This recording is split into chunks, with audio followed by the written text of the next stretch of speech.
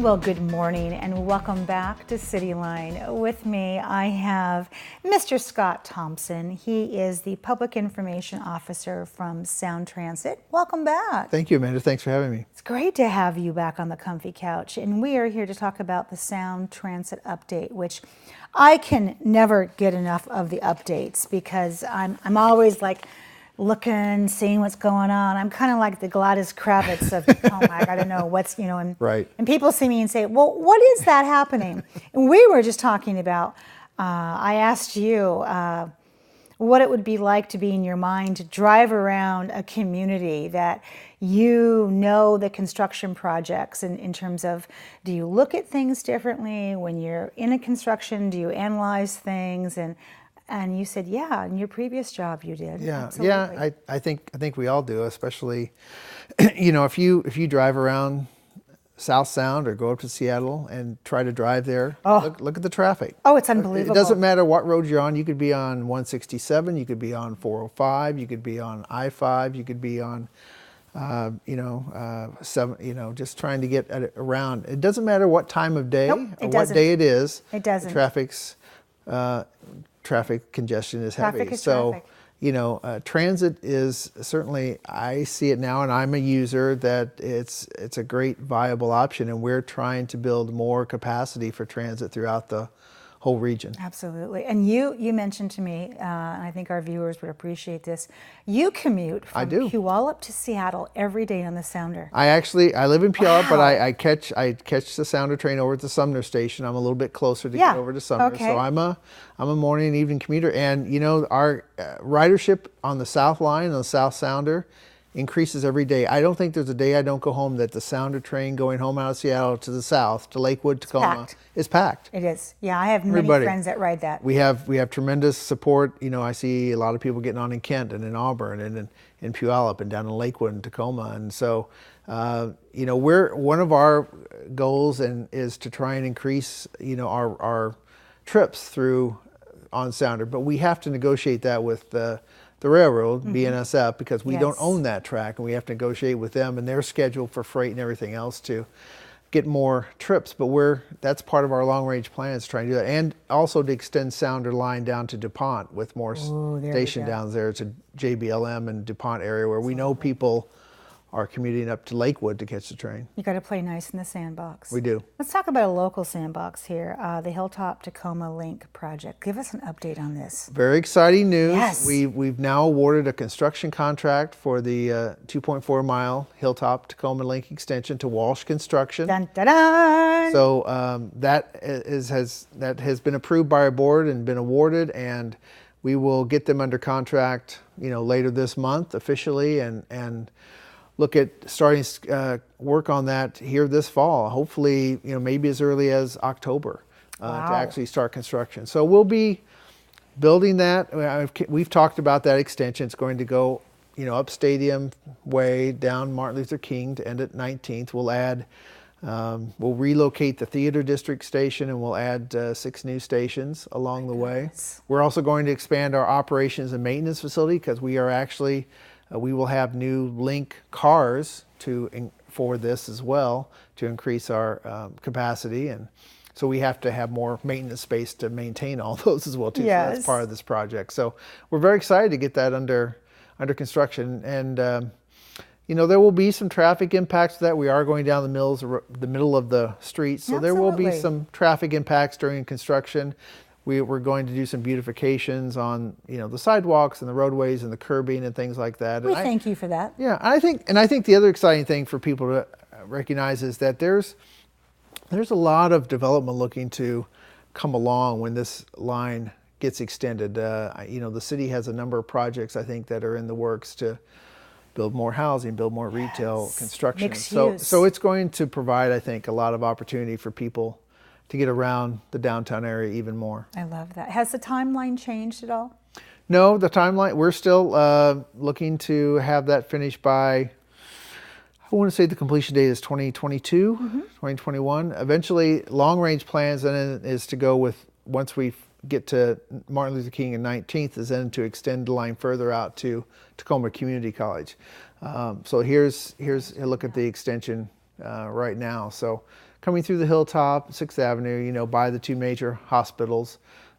Some drawings. It's going to come down the middle of the roadway, so the stations will be in the center of the road. So we're very excited to have that under construction and get that going. We currently have some activity going on. There's a lot of utilities and underground work in the roadways that we have to relocate. And that is going on with folks like from the city of Tacoma, from folks like CenturyLink, Puget Sound Energy, and others to help us relocate those utility lines.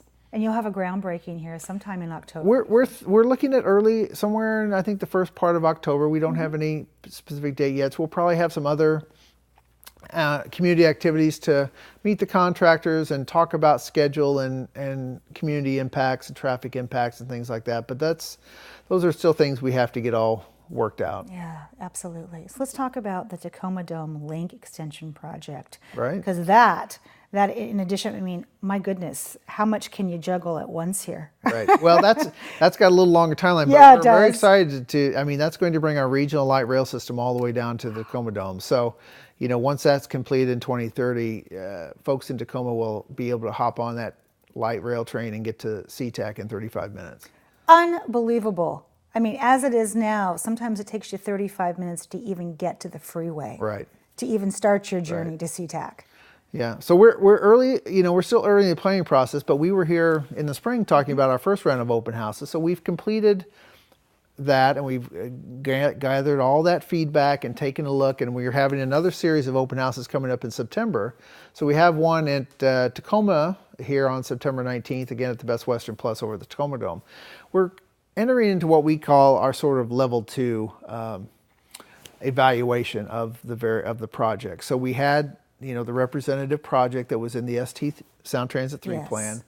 We had people come back and say, hey, where would you like to see the route go? Where would you like to see each station place in, various communities, whether it's 5 Tacoma, Federal Way, East Tacoma. So now we've taken all that feedback and we actually we've looked at a series of routes and where's station placements, and we've, looked at the pros and cons of all those, because everything, when you start putting track down and you start placing stations, it all has pros and cons with property and how does it impact the cities and what do they, the communities and other agencies in those communities. So we've looked at those and the pros and cons, and now what we want people to come back and do is come back and look at our maps and look where these routes and stations are and say, hey, I like that or I don't like this, and look at what we sort of evaluate the pros and cons with costs, property impacts, engineering we look at, things like that. So we want your feedback again. Help us decide which routes to really move forward farther in our process. So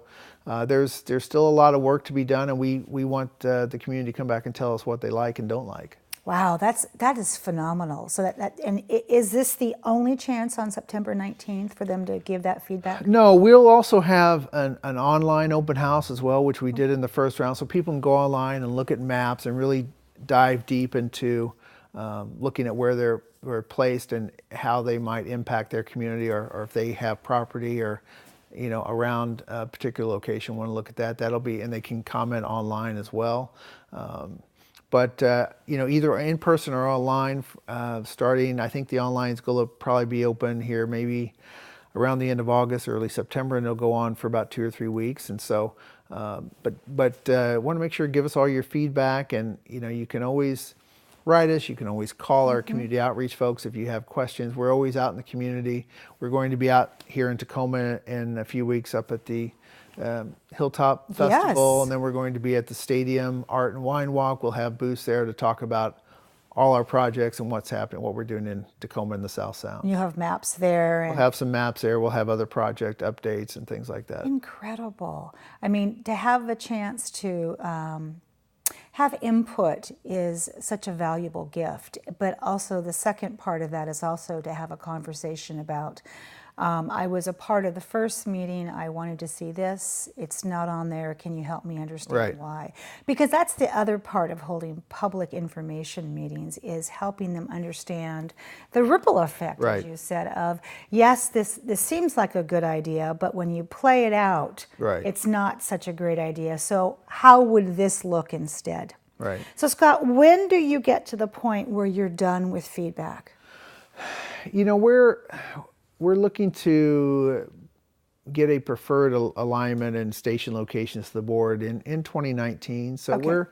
we're still, gosh, we're probably almost a year out still before we come to a final decision on that as well. So there's still a lot of work to be done. Okay. We'll go through some other levels. We'll keep narrowing down things a little bit more as we, look at, because, we've got things like we have to cross the Puyallup River. Yeah. You've got to get across the river. We're working very closely with the Puyallup tribe of Indians because there's a lot of Indian parcels, Puyallup tribe parcels throughout the entire corridor. You look at Fife, they have interest on the river and for their fishing and things like that. So Absolutely. we have very specific things that we're going to be able to do or not do that we have to include as well.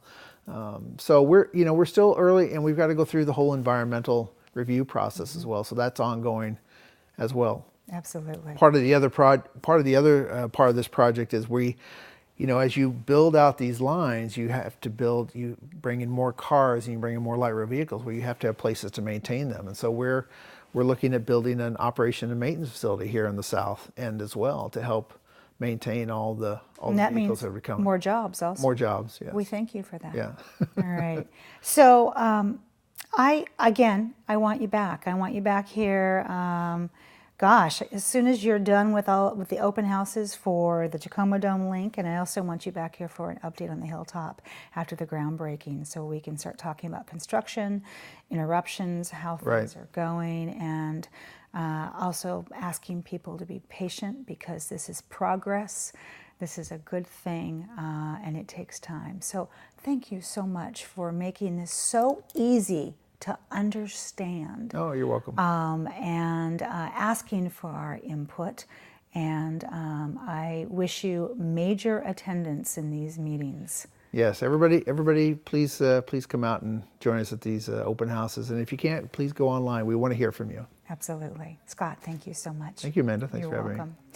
After this quick break, we will have the Tacoma Park Rangers here, Ben and Mary, talking about Metro Parks and what they are doing and how you can be involved. We'll be right back.